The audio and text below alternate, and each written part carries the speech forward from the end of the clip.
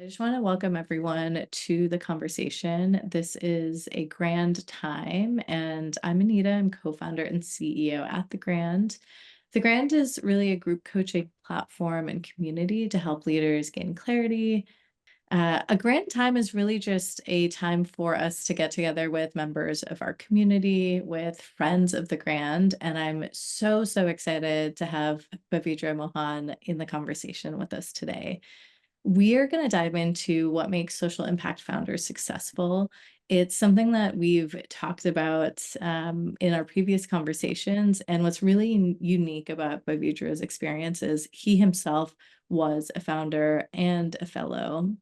And so now he's supporting founders. So he's had this wealth of knowledge in the space and unique perspectives to bring to the table.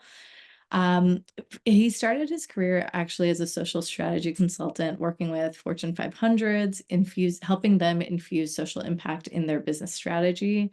And then in 2011, he was selected as an Acumen Global Fellow himself, where he worked with D-Light in Shenzhen and New Delhi. And for those who don't know, it's a solar lighting company for low-income communities.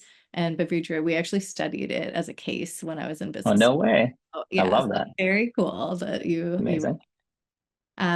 he also started his own tech company in San Francisco, building mobile products for sustainable urban mobility. And he worked at Acumen first in their Mumbai office, leading the India Fellows Program, heading up strategic partnerships before he became the director of Acumen Academy. So again, he's had a wealth of experience in this space. And so I'm really excited to dive into this conversation. Before we do, at the Grand, we love rituals. And so we're going to start with our favorite ritual. We like to really understand, who people are at their core. And so one question we'd love to ask is introduce yourself in a way that you don't normally introduce yourself. What's a dimension of yourself that doesn't make it into your usual story? So feel free to take us away. It's a great question. And thank you for having me, Anita. For a little bit of context, I kind of geek out about this company and have been following them for a very long time. And I've been trying to figure out a way to partner with them. And that has led to a series of conversations between Anita and I, and now this one here. So really grateful to be here and grateful to see some familiar faces who joined as well. Um, it's a great question. Part of my story, I would normally go like the whole global citizen route and having moved all my life. But instead, I'm going to say, I'm a father, and I have two daughters whose names are Nia and Aza, and they're two delightful and spectacular humans. And 10 years ago, I moved to India to start the India Fellows Program. And it was about that time that Nia was born in Bombay. And so weirdly, the journey of fatherhood intersected with my journey of going really deep on leadership development and figuring out how to accompany social entrepreneurs in that journey. And so much transfer of knowledge and insights between those two worlds that I don't think should be so separate, but are treated as one. But the first and foremost is probably this idea that fatherhood, like leadership, is not a role, it's a relationship. And I think that's probably the core and the thread of this whole conversation that we'll have today.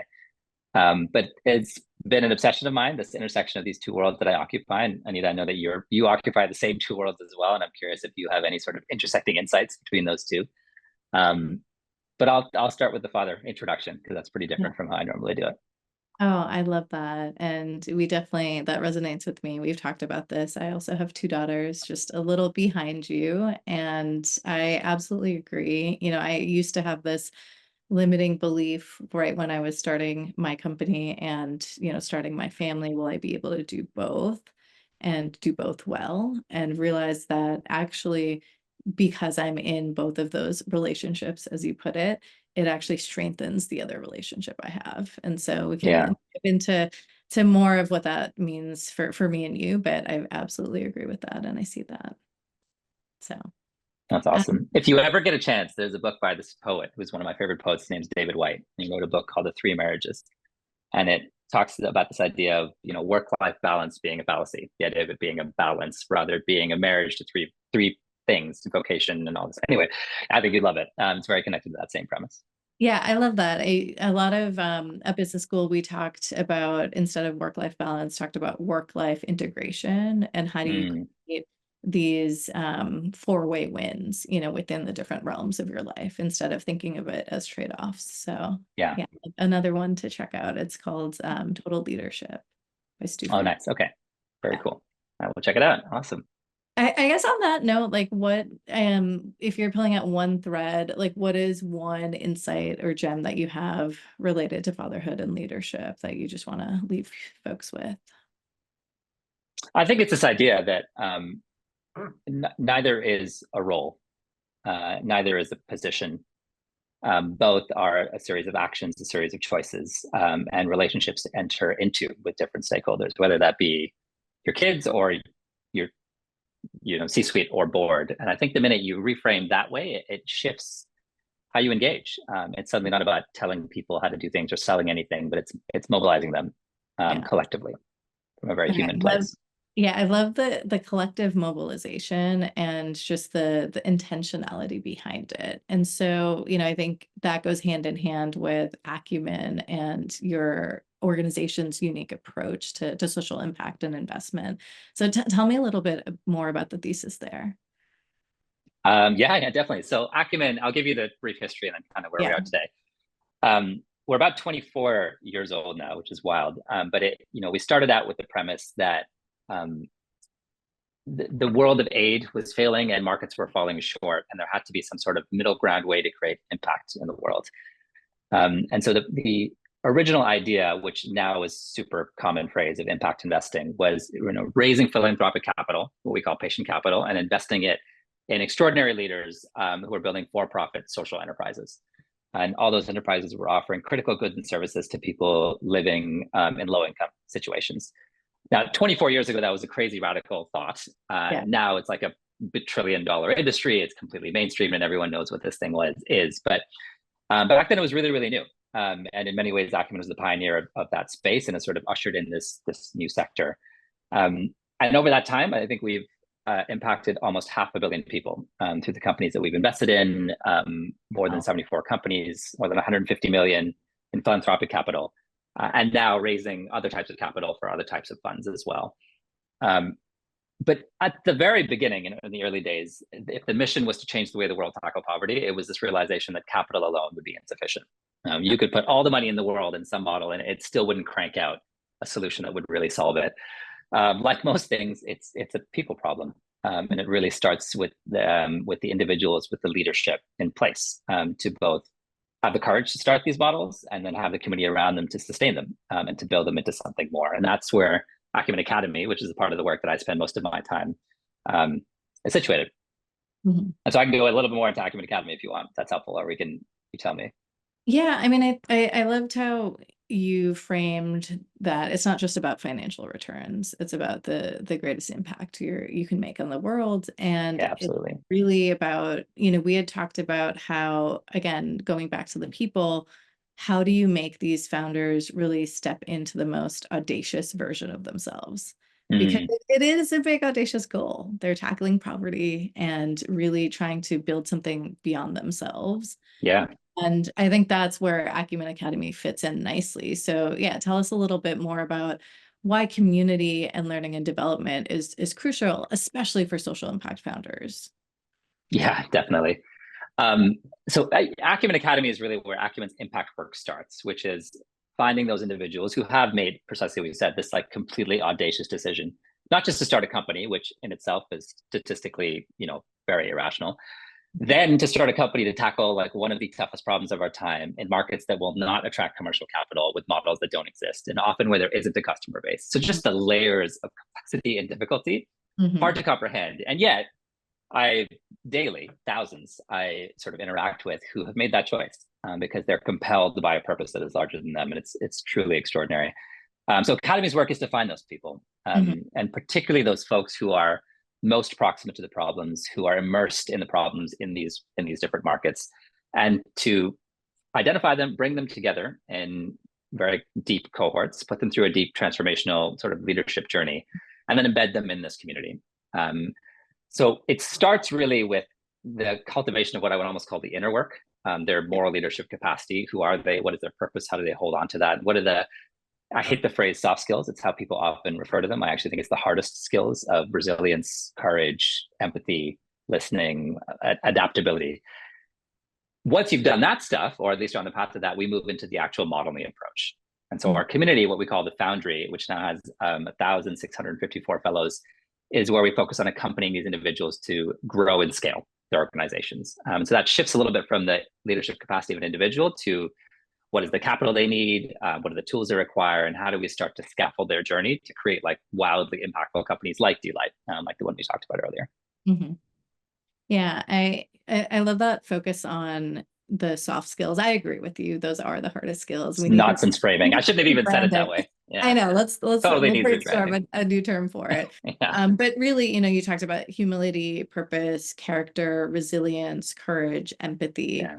And I want you to think about your own journey. You have this unique perspective of being a fellow yourself, being a founder. Talk us through what it was like for you in the trenches, and what would have been helpful for you, or what was helpful for you to continue to move forward. Yeah, I think the first the first step, I think, is the sort of the acknowledgement of how still, unless you're fairly privileged in certain parts of the world, how countercultural it is to take Mm, on social entrepreneurship. And what I mean by countercultural, and my dad is on this call, telling your friends and your family and your community that, you know what, I'm not going to take the big tech role. I'm not going to become a consultant. I'm not going to mm, become a doctor.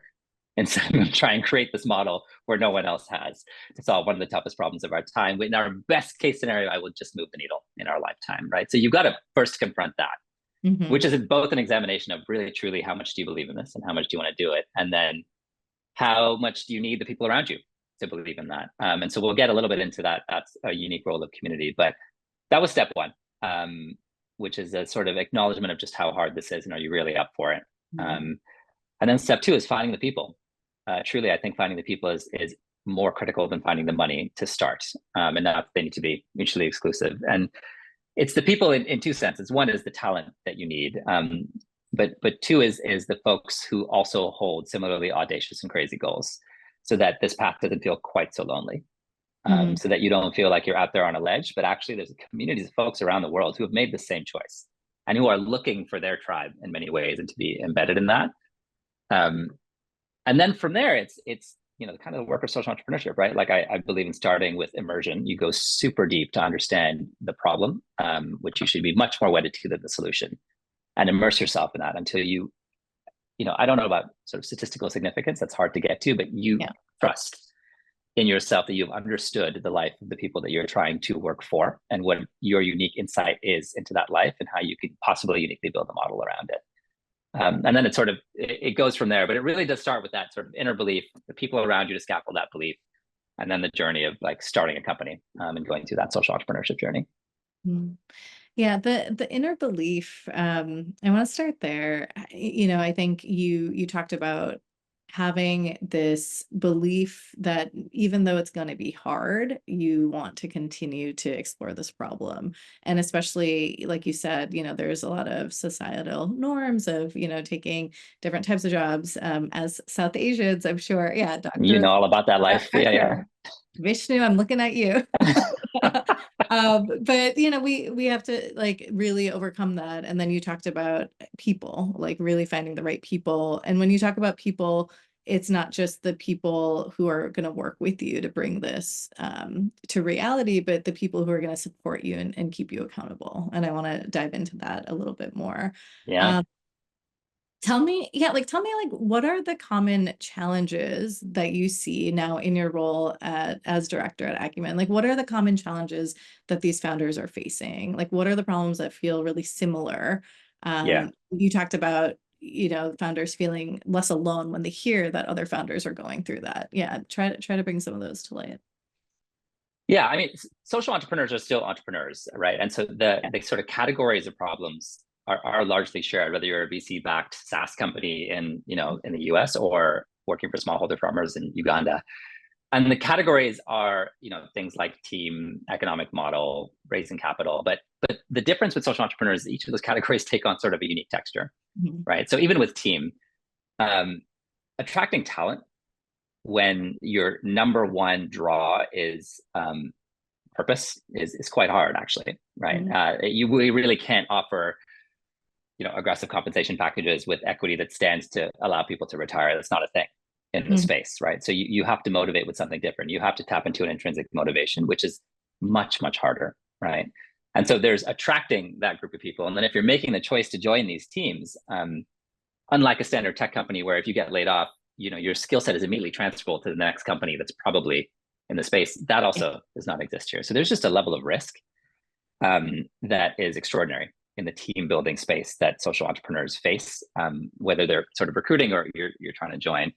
And then the economics of it, right? I mentioned that for a lot of these folks, their customer base are earning less than $2 a day by design, right? It's their low income customers. And so how do you design a model that is both sustainable and where the unit economics make sense, that also is affordable to a community like that? And often, by the way, where there are no markets, right? Like we talk about Delight Design, and now off-grid solar energy is a massive market. But again, when I was at that company 11 years ago, it was just starting, and so too was the market. That it was not a thing.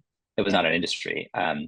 So creating an economic model in where there are no markets, where your customer base requires likely some subsidization, it's just a level of complexity that's kind of bananas.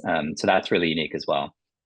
And then there's the capital side, right? Like raising money in this world is such a funny business, because you kind of have to be conversant in both worlds. You have to be able to raise and speak the language of a VC, and also raise and speak the language and connect in the development world, because you're holding this tension between two. And so that sort of, it's not code switching. It is really the capacity to hold these two worlds in service of your singular mission that is uniquely hard for social entrepreneurs, for sure. There's probably many more. I mean, the loneliness piece that I mentioned, it's certainly there as well. But those are the big ones, I think. And when you think about some of these challenges and the work that you've done to really alleviate some of the challenges that these founders are going through, for example, the one about speaking to VCs and being able to speak to the world, like what have you found the most effective way to really support some of these challenges? Yeah, I mean, this is where our thesis really is going in on those, what I would call hard skills, which are sort of typically ignored. And Greta is on this call, who's done a lot of work with our fellows and our fellowship program around storytelling. And storytelling, not in just how do I tell a good story, but in understanding a narrative arc that connects both you to a purpose, to a company, to a business model, which is way more nuanced than just, can I stand up on stage and speak, right? That requires an understanding of a business strategy, of a market, of a customer, and then weaving that all together in a full narrative. But again, that's not really, next to unit economics and how do you scale, like that's not a skill set that's particularly sort of celebrated or lauded, but we believe it's beyond essential. Same with, the capacity to mobilize very diverse stakeholders from a place of values. I don't know where you learn that. I mean, frankly, I don't actually think it exists. And so when we look at some of the stuff that we found to be the hardest in the world of social entrepreneurship, there's all these sets of technical skills, which are super important. Don't get me wrong. Like, it is essential, and these businesses cannot scale without them. But there are places to learn them, including Acumen Academy, where you can take courses to learn the harder skills. But the space to develop the leadership capacity to put those skills into practice, to build scalable models, that's rare. And that's where we create these unique cohorts, these unique moments in the context of the fellowship and the community, to not just learn those, but to practice them with peers.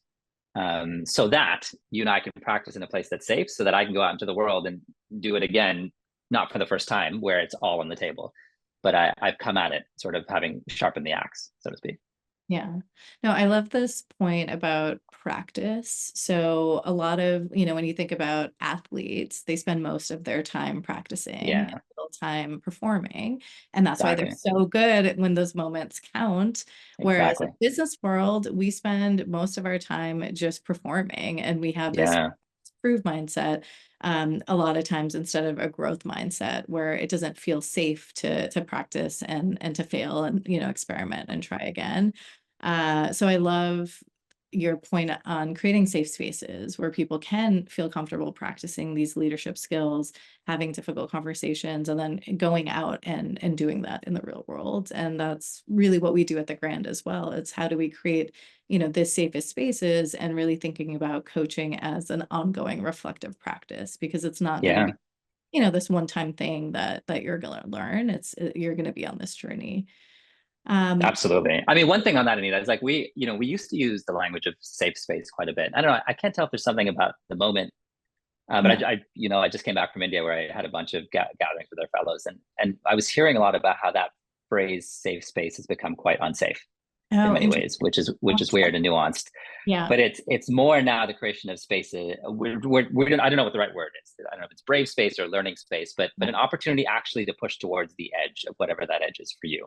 Mm. Um, and I think the notion of a safe space, I think, has become, I don't know, almost in service of the opposite, in some ways, is part of what we're hearing. Yeah.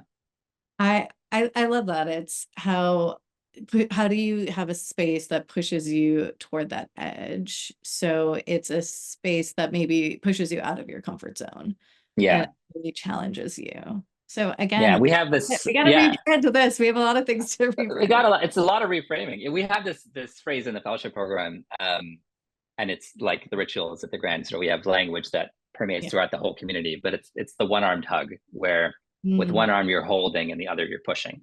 Um, and that unique type of relationship, which you can talk more about, like that's actually what's required. Too much holding is not actually going to get you there because it's not going to push you to the place where you will learn, nor is too much pushing because you're going to fall off the edge. yeah. And you can't really expect that unique balance from everyone around you in the world, but from fellows, and I mean fellowship in the literal sense, that is actually the kind of relationship that serves a founder. Yeah, I absolutely love that. The concept of the one-armed hug. And in coaching, we think about the best coaches not being cheerleaders, but also, challenging. And you want this group of people to be there when things are going really well. You want them to be your first call when things are great, and your first call when things are not going well as well. 100%. Yeah. Yeah, absolutely. And one of the things actually that reminds me, another ritual we do is called challenges and appreciations. And it is exactly related to this concept where you've built this depth of connection with this group in such a real way that not only can they, appreciate the things that you bring to the table, but they can challenge you in a way that, that you've built so much relational connection, so much accountability with one another that you can genuinely challenge each other in a way that, your friends, your family might not even be. Mm-hmm. So, I love that. And that is, again, when I think about the hardest skills of our time in this moment of like unbelievable polarization, where if I'm right, you must be wrong, which means I'm good, which means you're bad, which means you're canceled. It, it's a critical skill set of being able to disagree without being disagreeable, right? Like you and I can hold conflictual opinions, and I think that's completely fine. And we should be able to build things and move forward together. But spaces to practice that, I mean, just currently do not exist. yeah. And I directly think that is part of the work of social entrepreneurs who are inherently holding to opposing ideas, right? So it's the same muscle that you're actually working, whether in a leadership context or in the building of a structure that sits at the intersection of these two worlds between scalable enterprise and deep impact. Again, love so much of what you just shared, disagree without creating disagreements. Was that right? Yeah. Um, and I feel like people need permission. Oftentimes you don't Mm, get permission to show up in that way. And I think you're right. Like in this heightened complexity of the world that we're in, it just doesn't seem like you're allowed to do that. So yeah, I yeah. appreciate that point of view. Going back to this point about relationships and accompanying relationships, I know Mm, that your team's starting to put together some of the data on the impact of this work. And I know it's work in progress, but I was really excited about our early conversation on some of the insights you're able to gather on what is the ROI, or some of the quantitative analysis on supporting or accompanying relationships to create an outsized impact on these fellows' lives. Yeah, I still think it's still slightly aspirational, if I'm being honest with you, and Okay. like how quantitative that is. But clearly, you and I believe this to our core that there is immense relational value in a network that's built on trust. And there aren't a lot of people who are actually trying to quantify this. There are a few, and it's awesome that people are trying to push this field forward because they recognize that this may, in fact, be the secret ingredient. Like this may be the missing piece, which is a little bit of what my personal belief is. Absolutely. Like on the fellow side, for example, so we have over 1,600 fellows around the world now, which is a wild number, and they have reached through their companies more than 50 million lives, which is a great number. And now the lives reached, I appreciate, is a proxy and kind of a blunt instrument, but it directionally gives you a sense. And so part of what we're trying to figure out is that's extraordinary. What has membership in this community enabled you to do? Like how has that driven you forward? And I think that is the starting question of a lot of the impact questions that we're asking. Is sort of what are those intangible elements that matter the most? And we hear a few things, right? The first is, and again, it's not quantitative, but I think when I say it, it will resonate as true for you, is the membership in a community like ours or any community like this, the identity that comes with it is extraordinary. That identity is a massive piece. And we hear that time and time again of what does it mean to be an Acumen Fellow? Not just, and I don't mean the credibility in terms of the doors it opens and the network value, that's all true.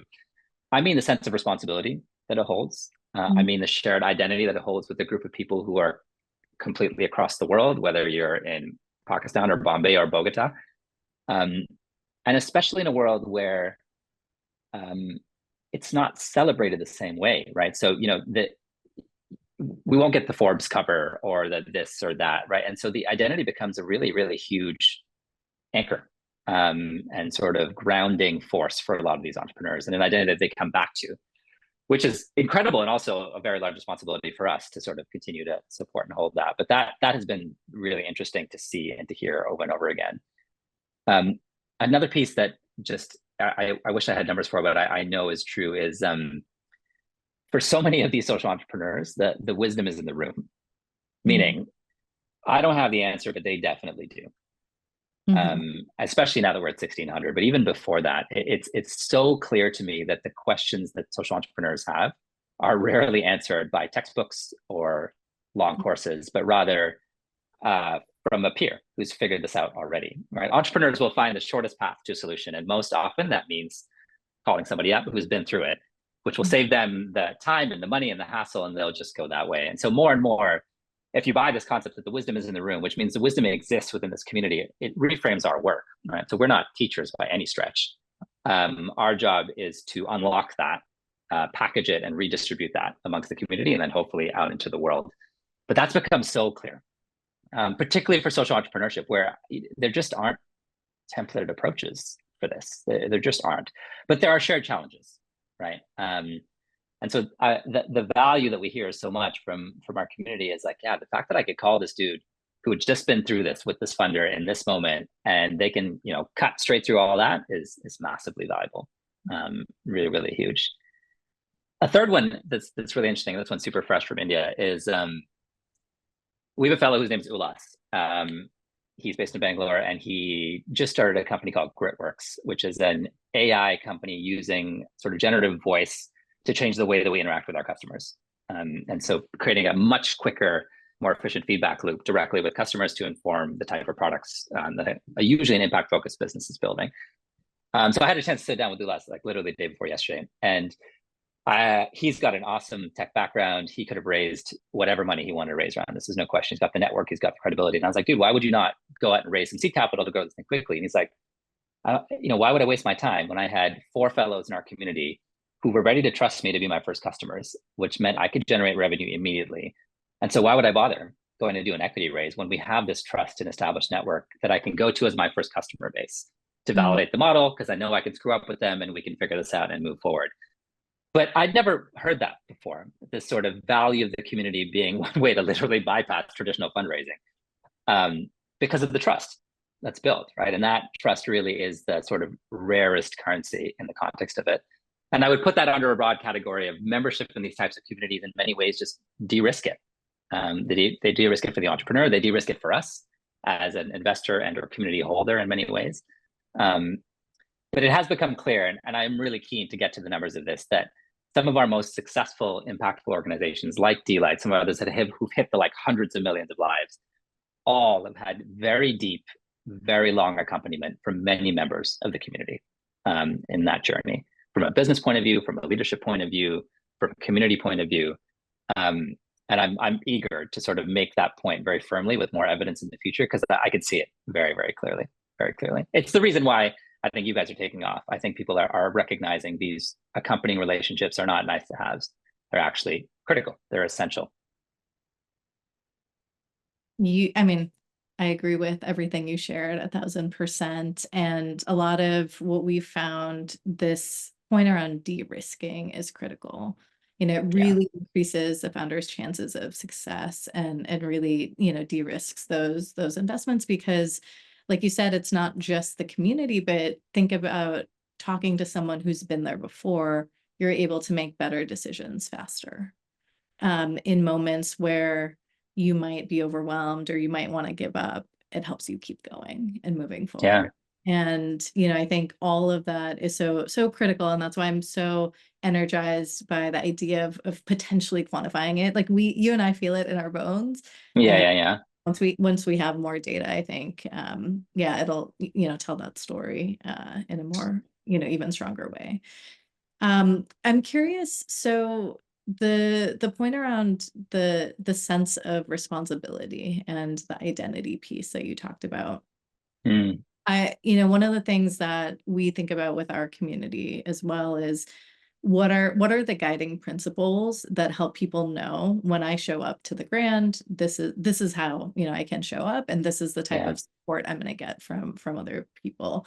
If you were to name that at Acumen, like what is that sense of responsibility? How do people show up for each other? And are there any guiding principles you can think of? Yeah, this is such a critical question, and it's a big one that I'm thinking about now, because I think ours needs a refresh for this community as we scaled very quickly. And again, the world is going through this moment that there's something that needs to be renewed for this moment. But again, having just come from India, one of the values that is held, and it is relentlessly held, is showing up, which is really understated as a value. But just the picking up of the phone call, the showing up at the door, the responding to the WhatsApp is massive. It's absolutely massive because everyone's got a lot going on. So that is a value that this community holds, of like, we are committing to showing up for each other, because it's rooted in a belief that it's not just that you and I are friends, but actually it's rooted in a belief that your success is intertwined with my success, because poverty is interconnected and interwoven. And so there is no world where you working on, let's call it, access to menstrual hygiene products, and me working on, increasing the efficiency of smallholder farmers. These two worlds need to succeed together, which means I'm as invested in you as you are in me. And that's like a sort of undergirding belief that this community has, which is beautiful, right? Like, just philosophically. But it's amazing to see it come to life, because it really does mean showing up in the fullest sense every time there's an opportunity, which is very, very cool. So that's certainly one. I think the other is a little bit of this sort of one-arm tag idea, and you touched it, which is that we're not just each other's cheerleaders. Like, I think that's a super important point. You need that too. Everyone needs a hype man or hype woman. Like, that's essential. But you really need the people who will hold you to your highest self. And that's a rare relationship to find.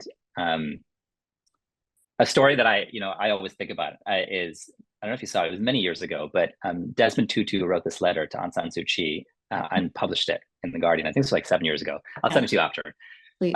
They're both Nobel laureates, right? And this was at the time where Aung San Suu Kyi's moral choices were clearly, I would say, veering, understated possibly. But he wrote this stunning letter that wasn't a calling out, but it was an invitation back to Aung San Suu Kyi to find the version of herself that he knows and that he loves.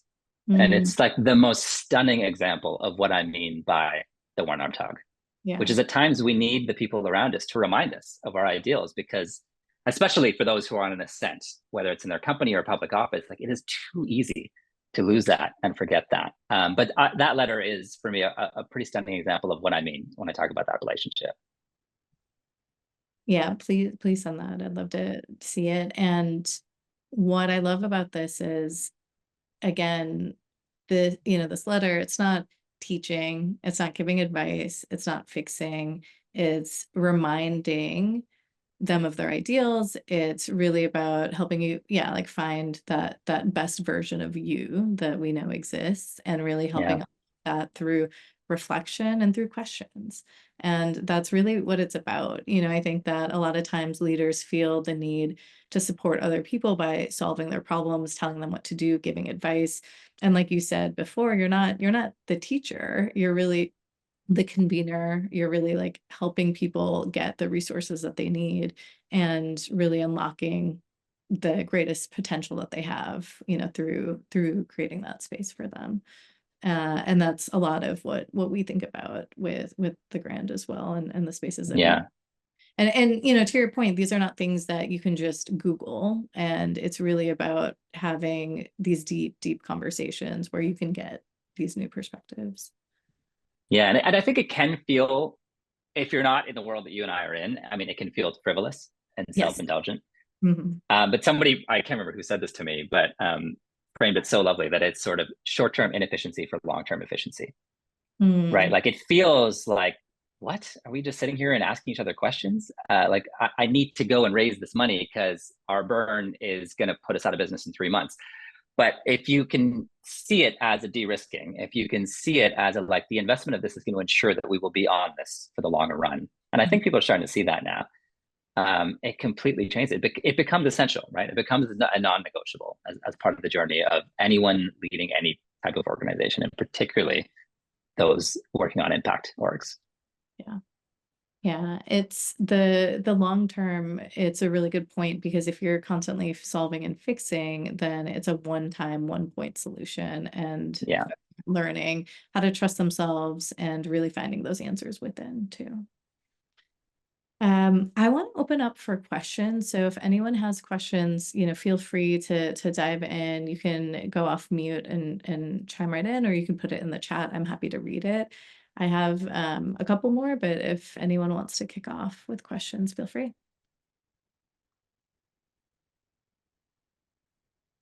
Claire, go for it.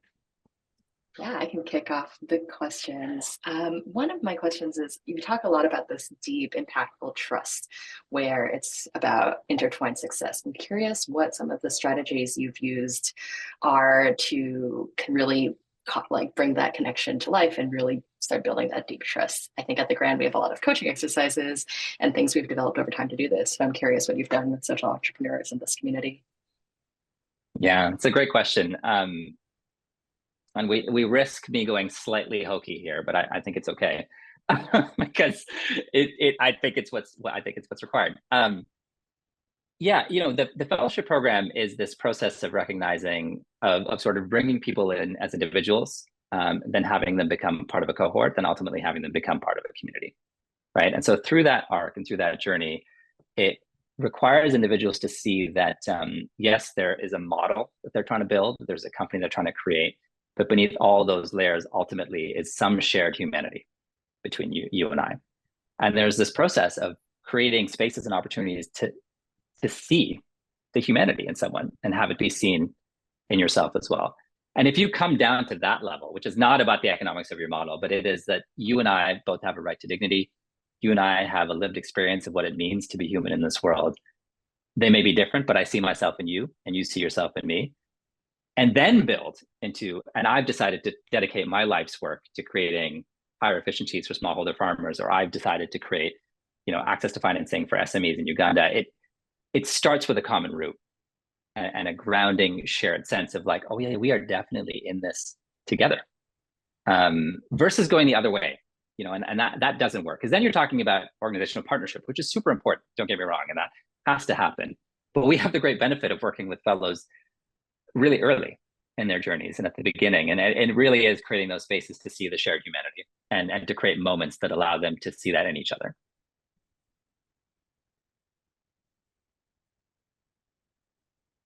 Yeah, that reminds me, at the Grand, one of our principles is we come together as humans, and I think just starting with that and naming that helps I love people that. understand let's start with self-discovery and how we are in this together and what is that shared experience. And then you can build from there. Yeah, part of the way we get to that, Claire, to be just a bit more specific, is these cohorts of fellows are by design incredibly diverse. And when I say diverse, I mean like crossing almost every line of difference you can imagine. And it's intentional. It's to force you to confront any belief that you have about yourself or about another, in quotations. Mhm. And the minute you sort of enter into that space, you're sort of forced into a reframe. You're forced to see that even someone who you see who's completely opposite to you, whether it be, ethnicity or tribe or whatever it could be, these are just layers that have been foisted upon us, and you come down to the same principle that you have at the grant. Become as humans. I love that. Thank you for a great question, Claire. Anyone else curious, feel free to dive in.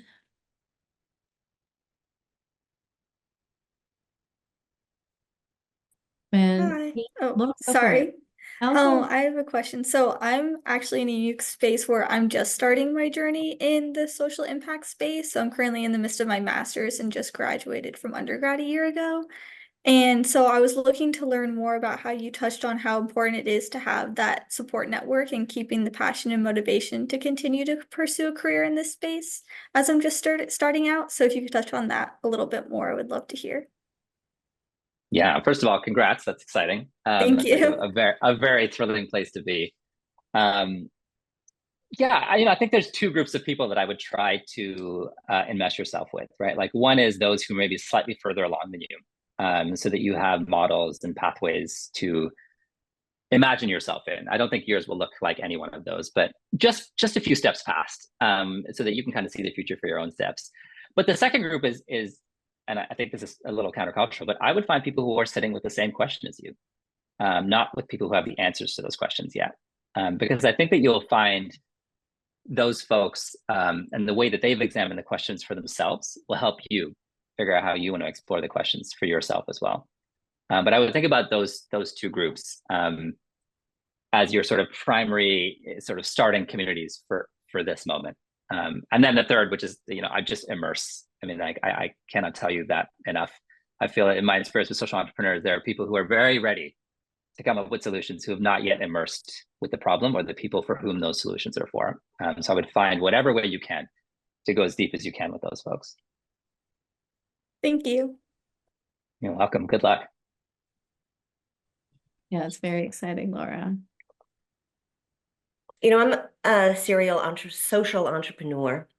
It may be that I've been at it long enough to, instead of being optimistic, sometimes a little bit jaded and disappointed, but I do have hope.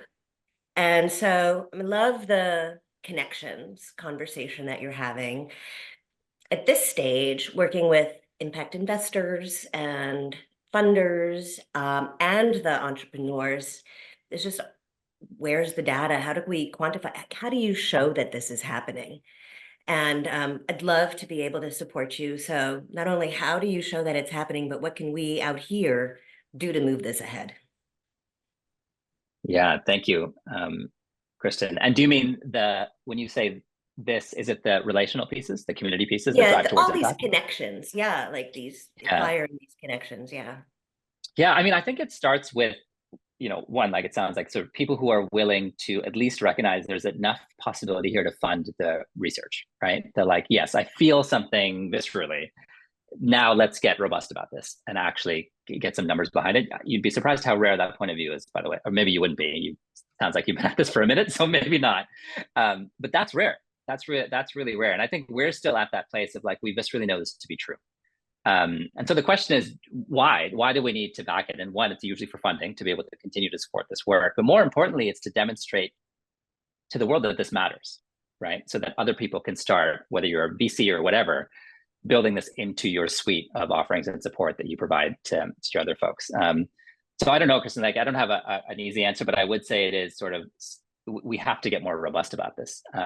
There's no question. And part of the way that we're doing it is a community of 1,600 is massive, and it's 1,600 across something like 47 countries, entrepreneurs at different stages. So we're looking at subsets. And the first subset is a group of folks who've received our earliest stage funding we call Acumen Angels, which is our version of sort of a friends and family round.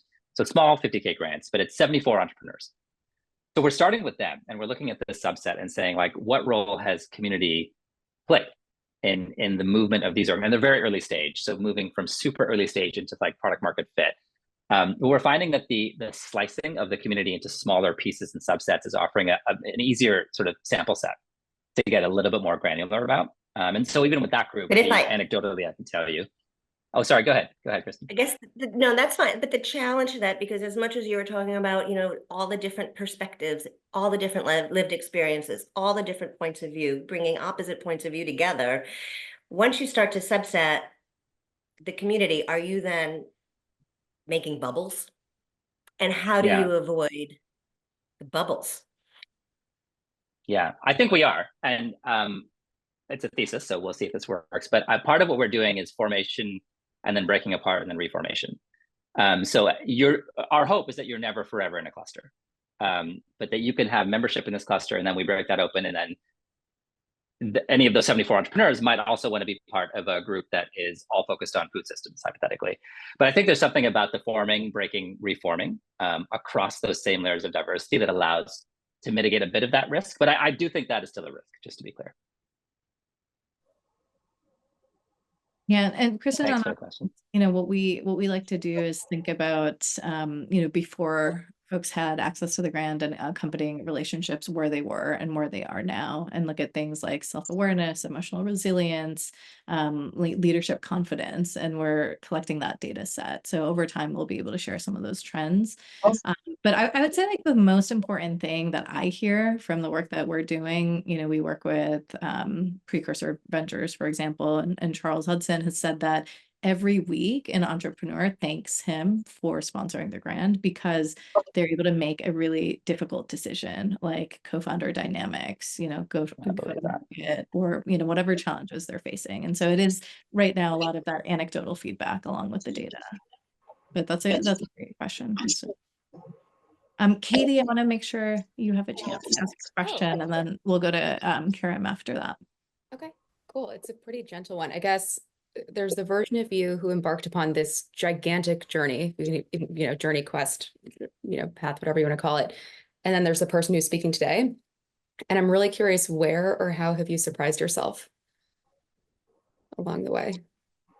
I'm so struck by your presence and just this like deep light that you seem to exist inside of. And I'm so just reveling in it. And I recognize that, you know, like, everybody's going to go through these twists and turns and goofy experiences. And I don't know, we surprise ourselves with our goodness and with how, you know, maybe the other end of the spectrum too. And I'm just kind of curious, when asked how you've surprised yourself.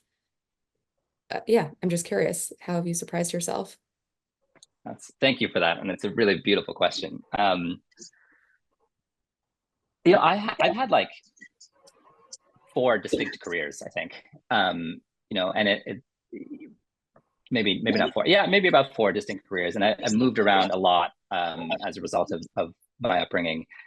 And it wasn't until fairly recently that I was able to find this sort of thread throughout all of it, which was in and around leadership, right? And that being the core of it all. So even in my like darkest moments, like the tech startup that Anita mentioned did not work, right? So 3.5 years, raised a bunch of money, learned how to code, built this business for it to fail. And most of my team went on to Uber and Google. And even at that point, I realized that, oh man, I still love entrepreneurs, but that world wasn't for me. The insight was still sort of finding what the thread was, even in that failure, which is the same thread that's at the highs, which is right now, which is that, like, I really fundamentally believe that if humans can identify the capacity to flourish, it will solve the toughest problems of our time. And I think it's in creating opportunities for humans to flourish that I've found a deep sense of purpose and belief that, like, yeah, I'm probably going to take a bunch of swings at this that are not going to work. Some are, but it's very joyful work. Like, it's kind of an extraordinary thing that I'm getting paid to sit with these remarkable human beings to help them find their highest self. And so I do feel immense gratitude that this is kind of where I've landed. So I don't know if that has surprised myself, but I think the if you had asked me 15, 20, 10 years ago if I would be in leadership development, I mean, absolutely not. I mean, that was a really bizarre sort of turn. But that's probably one of the bigger surprises. Thank you. Thank you for the beautiful question. Yeah, thank you, Katie. A grand member. So I love it. Clearly. No, but beautiful response and reflection as well. Karen Mona, make sure we go to you. I want to take a moment to thank both of you for convening this wonderful conversation. I think intentionality in thanking you is important. I do have a recommendation that it's for your consumption. There's a massive ecosystem of B Corps, certified B Corps. Mm-hmm. I wonder if there's value in that massive ecosystem intersecting with your fellows. And there are three reasons for that. One is that's a cohort that has done an enormous amount of work in having their businesses get to a point of sustainability, thriving, and long-term validity and relevance in the markets that they're in. And these are individuals who have taken their companies from nothing to a whole bunch of something. And based on the precepts of trying to do business in the 21st century, where it is not a zero-sum game along Milton Friedman lines, but along the lines of win-win-win. So I wonder if there's an intersection there. The second reason is there's an enormous amount of knowledge base and expertise across the world in those B Corp certified companies. It's not just US based, it's not just EU based. And so there might be some fertile ground for those 1,600 fellows. And as those 1,600 fellows get more and more in population, to gain some gleanings from the trials and tribulations of companies that have gone through the entire maturity curve from nothing to something. The third is I think the B Corp ecosystem has much to learn from your fellows. I think we may get to some places of complacency sometimes thinking our job may have been done after a good 10, 15-year stretch, but we also need some inspiration. And I think that inspiration could be welcome from a wellspring of 1,600, human beings that want to change the world in a way that we need affirmation for, that there are others behind us that are willing to carry the torch. I would offer that. As somebody that leads a B Corp company of some size in the Northeast Corridor in the United States, I would certainly welcome that intersection. And I think you'll find those conversations enormously productive with that ecosystem. So it's an invitation. Thank you, Karam. It's very well received. We have a few fellows who are, as you know, as a B Corp, who are a little too early, but we've had a subset who are now starting to get. In fact, just yesterday, a honey company in India just got B Corp certification. But I hadn't thought about sort of the coming together of these communities in a much bigger way. So very well received and appreciated. Great. As we wrap up, I just want to summarize a couple points that you made and then leave you with the final word on one takeaway you want to share with the group. So, you talked a lot about the value of the ecosystem and really how Acumen helps with the identity that comes with it and really that sense of responsibility. You talked about getting wisdom in the room, the shortest path to solution. Entrepreneurs are able to find that. And so really, how do you talk to people who've been there before? And really using this community to de-risk the founder and fellow journey. For example, using the community as a customer base. And I thought, what you just said was really profound, that humans find the capacity to flourish. When they do that, then that will help create the change in the world that we want to see. And your role is really to help people find their highest self. So any last takeaways or insight you want to share with this group? Geez, thank you for that summary. That sounds amazing. Played back, I gotta say. That's very cool. Not a new one, but maybe just to really land this idea and thinking about. Sorry, I'm going to scroll through the names here. I guess it was Lara who's sort of at the beginning of her journey. But if I were to leave you with one thought, it is how do you stay connected to your purpose? And for me, the best way that I figured out how to do that is to find a group of people that help you do that.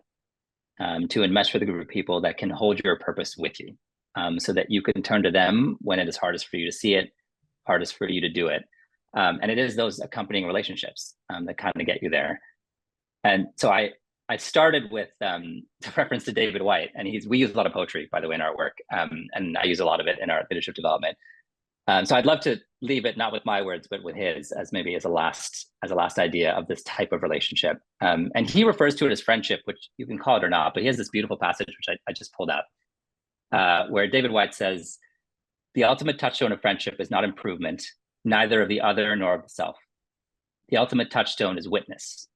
The privilege of having been seen by someone, and the equal privilege of being granted the sight of the essence of another.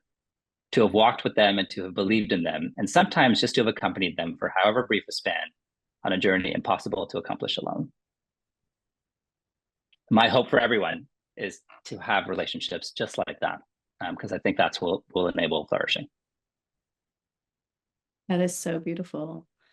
And as another recommendation for poetry, A Blessing for a Leader, John O'Donohue. I'm sure you know that. Yeah. All over it. Love it.